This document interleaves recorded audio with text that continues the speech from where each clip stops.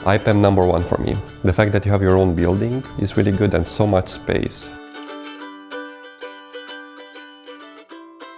This holds a very special place for me. In 2018, I was a participant in a long program focused on big data and high-performance computing. And in the first week, actually, I received a couple of postdoctoral fellowship offers. So I think really the most valuable thing, at least for me, is not only the presentation itself, but the off time that we have to discuss with each other.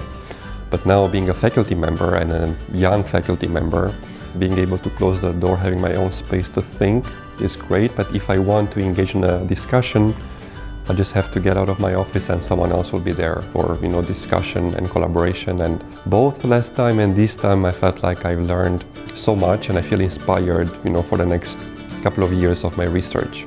So IPAM number one for me. No insult to anyone else, but I really like IPAM.